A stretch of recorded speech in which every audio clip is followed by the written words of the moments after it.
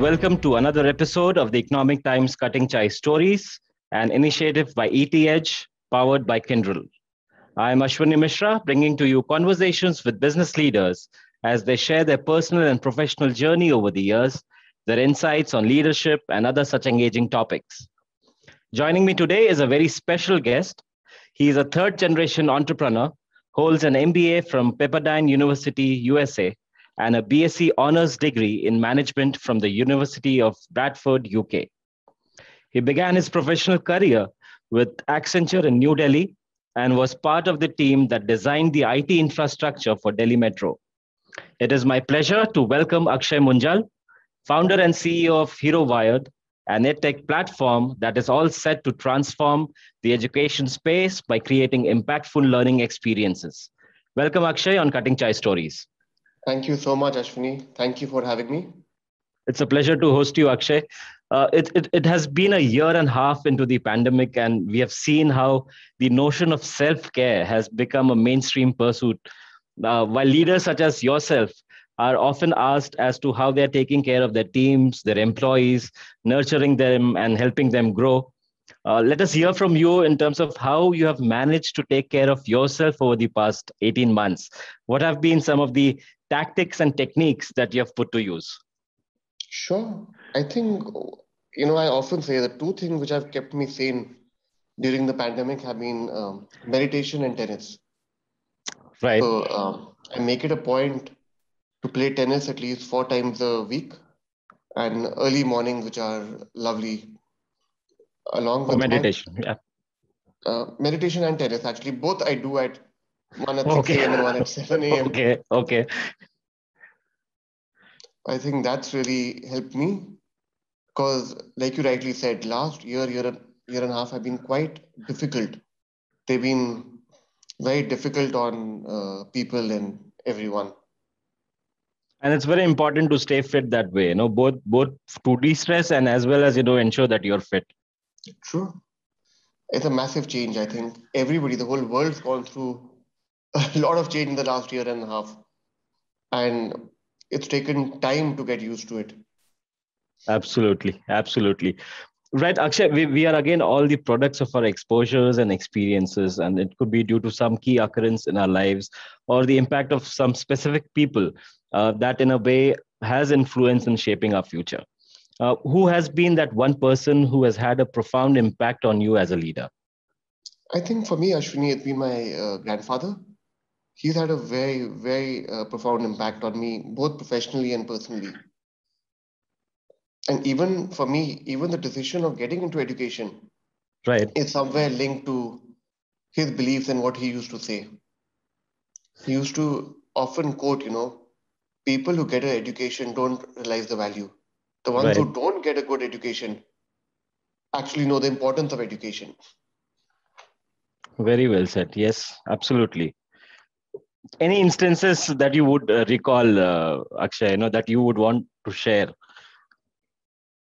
One of the things, Ashwini, there are many instances with him, but the one which really stayed back, and I've given that example many times.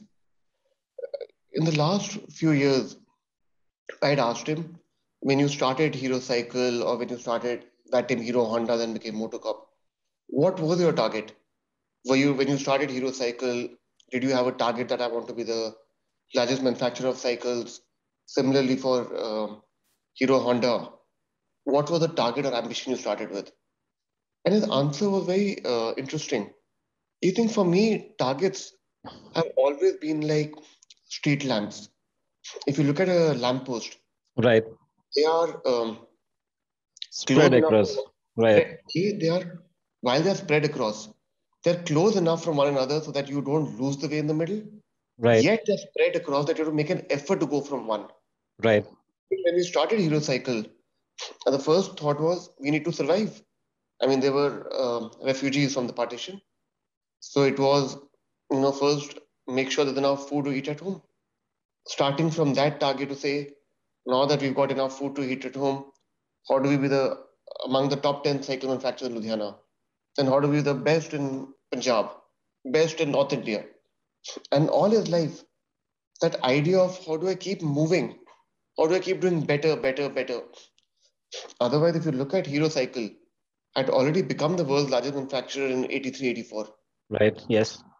Very easy for somebody of his background to say, I came to India in 47 after the partition, and in 40 odd years, I are the largest manufacturer of cycles in the world. It's a very great story. But he Right. didn't stop. Yes. He started Hero Honda when he was 65 and he went to work till 94. Amazing, and it's inspirational. So I'm sure everyone is aware of the story there, Akshay. Yes. Yes. So those things of, I tell the team also, when you set a target, make sure it's achievable. It has to be achievable, yet you have to make a stretch. Don't set a target which you feel this is not possible versus to say this is very easy. And then once you achieve it, have the next target already. It's very easy to get complacent and say, listen, I've achieved my targets. I'm happy and content. Right. Right. So never be complacent. Follow the basics. Take short steps, and yet attain your goals every time that you move ahead. Very well put across, Akshay. From a business perspective, again, creative thinking is the lifeblood of for all the organizations. How do you encourage it within your organization to keep new ideas flowing? I think to me, creative thinking really starts from looking at what does the customer want. Because whenever you look at, there are some things which a customer will say to you and some things they will not say to you. And the base, a lot of times customer will say, this is my problem. I don't know how to solve it, but here is my problem. I wish somebody could solve this. Now that to me is a fantastic starting point. Once you've really understood where is that problem coming from and then say, okay, let's try. And even with creative thinking, I think to me, creative thinking is a process of trying, iteration, reiterating, because there is very, very unlikely you'll try something, you'll get it right once. I think creative thinking is a journey where you try something, works. If it didn't work, why didn't it work? Okay, then let me try something else. So that's at least how I look at creative thinking. It's a continual progress of trying, Trial. failing, improving. It's not this one magic thing that, oh, I got this great big idea which will change the world. True. Don't think it works like that. True. So what are your some invaluable ingredients that would be required, or that go into becoming a CEO, Akshay? You touched upon the customer piece. The art of handling customers, understanding their needs, championing their cause has always been important, and more so in today's times. How as a leader does one keep a fine balance between customer experience and yet ensure that there is business growth? I think business growth cannot happen without customer experience. Unless you get the customer experience right, it'll only be, flash in the pan. And as a CEO, I think it's very important how do you keep motivating your team? Because end of the day, today it's all about people. True. Yes. You cannot be everywhere. You cannot do everything. They're front Company that center. Yes. Yes. they're Absolutely. front, center, and back. Yes. How aligned are they? Do your people even know what is the company trying to do? What is this one big problem you're trying to solve? And how does each one play a part? Otherwise, what happens is it's only at the senior management where you talk about vision, culture, what we want to do. But when you go down, middle level, lower level, most people will have no idea. So I think as a CEO, it's very important to keep communicating and communicating the same message to everybody in the team. Everyone. The same message again and again. Absolutely. That's very essential. Starting a company, somebody gave me that example, which I think is very true. Starting any company is like planting a seed at the edge of a cliff. There could be thousands of things which can go wrong, True. Yes. but you have to make sure that you're always thinking of how do I protect myself for thousand things which can go wrong, but what is that one thing which will make it go right? Make it right. Very well put, Akshay. Yes. What are some of the people management and leadership skills that are essential for any leader, Akshay? And also, this question is relevant to you as a leader in the edtech space. How do you keep yourself refreshed, relevant, and trained? Okay, let me answer the second question. To me, I read a lot. I think one way, at least for me, I keep myself relevant is just by reading and meeting people. And meeting all kinds of people, different age groups, different backgrounds. It's very interesting because the way edtech or the way education is evolving, it's growing at a rapid pace. Yes. What was true before COVID is not true today. So, given the amount of change, it's only possible just by talking to people and keep looking continuously. To me, just on a separate note, I think the Indian edtech market is today the most evolved edtech market in the world. That's the kind of action which is happening Right. in the Indian edtech space. And Amitabh Kant had said recently, I think this week, I think India really has an opportunity to be the edtech leader in the world. And I truly believe in that. And in terms of the leadership skills, Akshay, what are the those skills that are essential for every leader to have? I think to me, the essential, uh, I think four or five things are fundamental. A, you should be able to communicate effectively. What is it that you want to do? If there's any miscommunication, you'll confuse the hell out of everybody. You've got to have a clear vision and purpose. You know, people have got to believe in the vision and the purpose. And the vision and the purpose have to be larger than individuals. True. Yes. CEOs, founders, people come and go. Organizations stay. So the purpose mission has to be something which is way bigger. Third thing is you've got to really lead by example. I don't think this concept of micromanagement, Absolutely. Yes. controlling, I go with the philosophy we rather measure outcomes rather than worrying about inputs and what people do. Define clearly set outcomes, give people the space and resources, and let them figure out and let them manage what they want to do. Empower people in that manner. Yeah. I think everybody today wants to, if you hire smart people, then it's often said, hire smart people, set clear expectations, and then leave them alone. Right. There's no point hiring smart people and then micromanaging and then telling them what to do. You don't need smart people for that.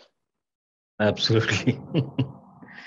Right. A final question, Akshay, before we wind up the first piece of this conversation.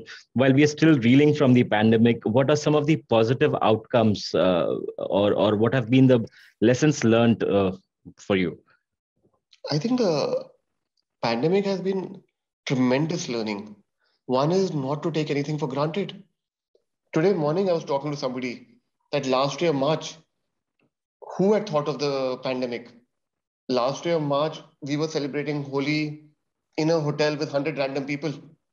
Who had thought? And from that day, within 10 days, whether lockdown was announced, you can't assume before pandemic, we all assumed life will continue as is. Companies assume that, individuals assume that. Your basis of assumption got blown away. Nobody had thought of, zero sale or True. that world will come to a standstill. Second, the pace of change. I think COVID has brought in tremendous acceleration in technology. Like we are having this over Zoom. Who would have thought of a year and a half ago? This whole edtech space and a lot of technologies which were there already existing have come into the mainstream. Your Zoom wasn't a new technology, it was there before COVID. Right. So these existed. But I think COVID, like if you look at it in history, after every pandemic, there comes a massive boom because people learn from the pandemic. Pandemic. Whatever was not working, they end up, look at companies. And they They, become more resilient that way. they're resilient. It's a time for them to introspect. They look at what processes were working, what were the fat companies that built up, what were the things they were doing which were not relevant. You begin to question your existence as an True. organization. And after the pandemic today, none of us are taking anything for granted. We're all prepared. What if a pandemic hits again? What if something? Now we are asking those questions. True. What if Yes. this happen? What is the contingency planning? What if 80% of the office can't come to work tomorrow? True. So Yes. it brought a different level of awareness.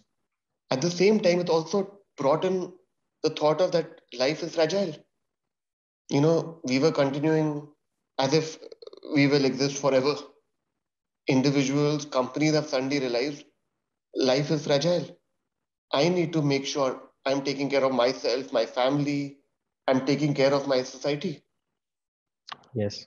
I don't know what will happen going forward. Absolutely. One piece or one line that you said was not to take anything for granted. I guess that sums it up, Akshay. Thank you so much for your time, sharing your views, and there were some interesting insights during this conversation. It was a pleasure speaking with you on Cutting Chai Stories. I stand immensely inspired through this conversation, and I'm sure our viewers will find the same. All the best. Thank you so much. Really appreciate it. Thank you.